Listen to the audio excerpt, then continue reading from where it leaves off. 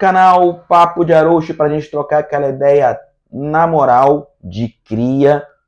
Mas antes de qualquer coisa, o nosso momento de reflexão, algo que já virou tradição, então pega essa visão. A sua democracia é inclusiva ou exclusiva?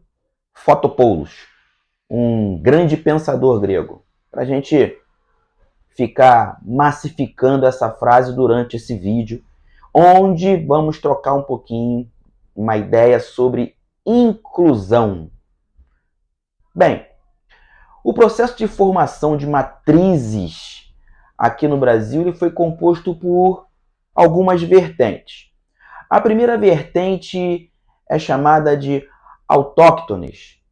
Caramba, o que seria essa palavra complicada? São aqueles povos que são originários, ou seja, aqueles que já estavam aqui no Brasil antes da colonização. Os índios. Eles são os autóctones. Bem, depois disso, o processo de colonização com a chegada dos portugueses aqui no Brasil, né? E a apropriação do nosso país, já que eles não descobriram nada, né? Vamos lembrar de outros assuntos. Um deles, por exemplo, que aproximadamente há 15 mil anos, chegaram, o Homo sapiens chegou aqui na América do Sul diante de 3 vertentes de miscigenação, 3 vertentes migratórias, aliás, que vieram pelo Estreito de Bering. 2 ficaram na América do Norte e uma chegou aqui no Brasil, o que deu início aos nossos povos originários. Ou seja, o Homo sapiens na América do Sul, aproximadamente 15 mil anos. Beleza? Então, a segunda vertente, né, dessa criação da nossa população brasileira chegou com os portugueses colonizadores aqui. A terceira vertente, né, veio com os negros escravizados, né, da África Ocidental. Vamos lembrar que foram a maioria. Tiveram povos, né, africanos que não chegaram a ser escravizados. Por exemplo, os pigmeus. Eles foram adentrando a África, e ficaram próximos, lá bem próximos do chifre da África, que já dá passagem, né, via Mar Vermelho à Península Arábica. Pegou legal essa visão? A quarta corrente, né, que produziu essa miscigenação aqui no Brasil e assim, consequentemente, a população, foram os imigrantes europeus e asiáticos, por volta do século XIX ao início do século XX. Aí a gente vai pensar no período pós-republicano, né? Ali na Primeira República, República das Espadas e depois a República do Café, onde Prudente de Moraes tinha a missão, que já tinha causado muitos problemas lá para Deodoro da Fonseca, de nacionalizar, de naturalizar os imigrantes que vieram para cá, substituir os escravos nas fazendas, italianos, alemães e japoneses. Então todas essas correntes, essas matrizes formaram a população brasileira, né? E aí a gente tenta entender qual foi o processo de inclusão e o que é feito para esse processo de inclusão acontecer. Mas aí vamos tocar na história dos Estados Unidos. Bem, nos Estados Unidos o local, né, foi a célula máter dessa criação, né, de pautas inclusivas. Nós temos duas teses que nasceram nos Estados Unidos. A tese assimilacionista e a tese da diferenciação. O que seria a primeira tese, a tese assimilacionista, que durou ali até o início de 1960 nos Estados Unidos, né? Ela acabou entre 1960 e 1970. A gente já vai falar sobre isso.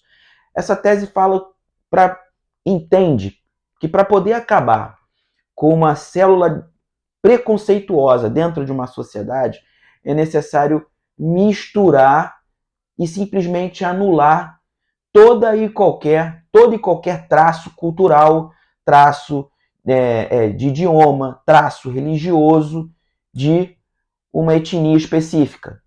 Assim você conseguiria supostamente acabar com o preconceito e a discriminação.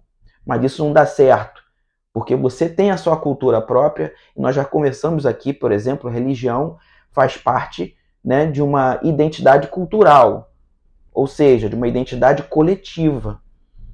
Então, é claro que a primeira tese não deu certo.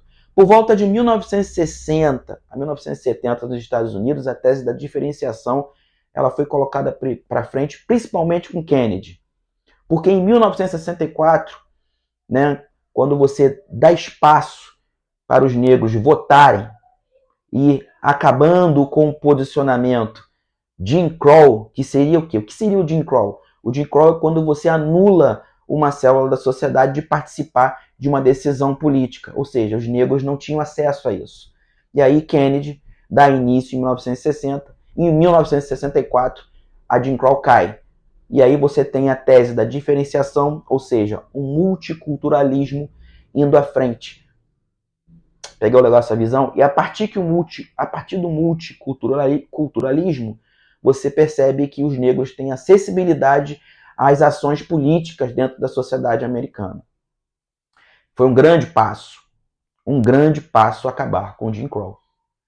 Ainda assim, nos Estados Unidos você tem um processo muito difícil de reconhecimento, porque também os negros, depois de passarem por tantos problemas discriminatórios, tantos problemas preconceituosos, simplesmente têm uma dificuldade, né, de tornar a sociedade homogênea, até justificável, principalmente diante da teoria One Drop Rule. E o que quer dizer essa teoria One Drop Rule?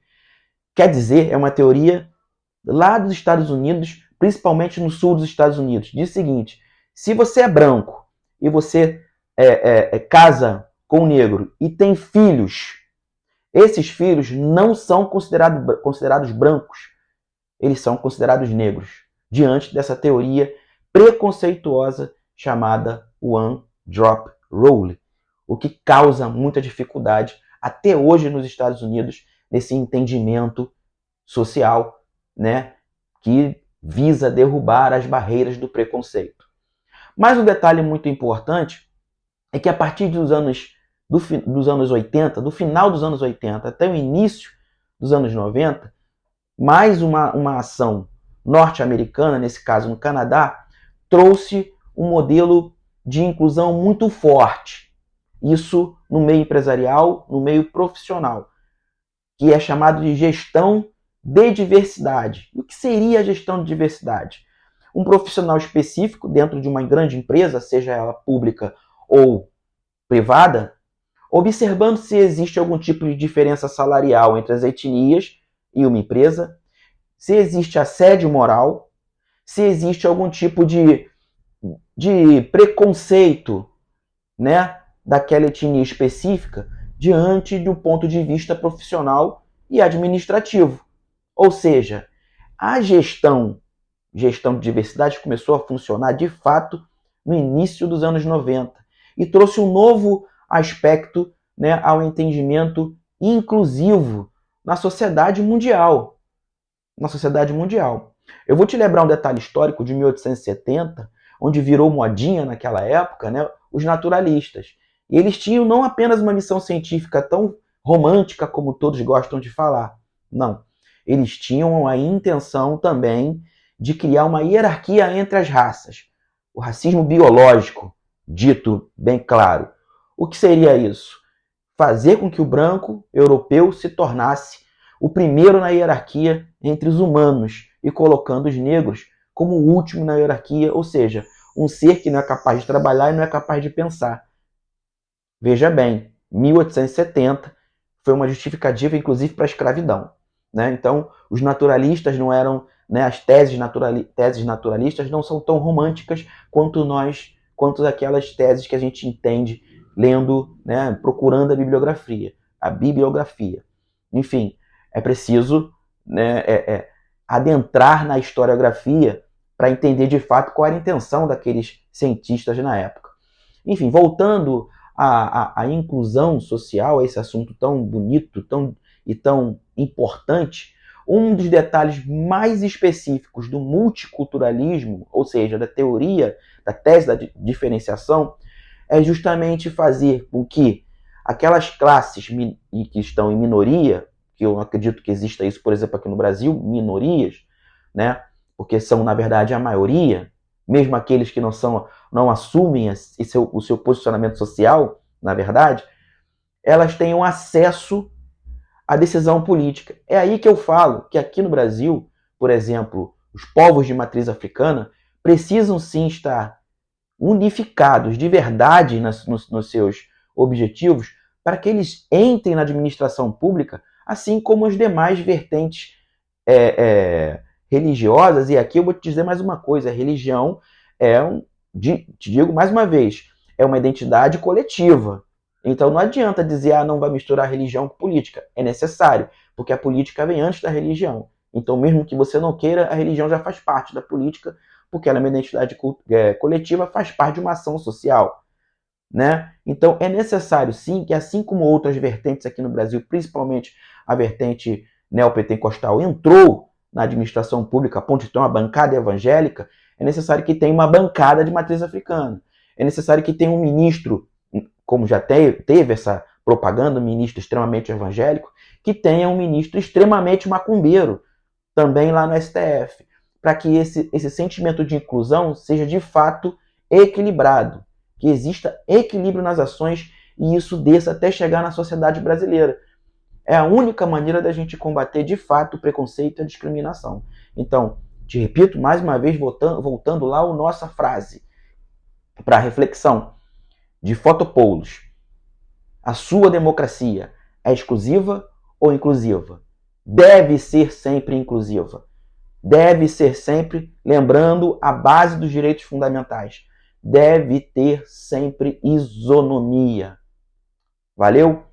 Peço para que você, por favor, assistindo esse vídeo, curta, compartilhe, acione o sininho para a gente poder crescer. Eu dependo de você para poder crescer. Mesmo que você não goste do vídeo, curta, siga o canal e faça uma crítica para a gente poder ter uma construção legal dentro de um diálogo educado e inclusivo. Eu sou um barco remando contra a maré, Jefferson Araújo.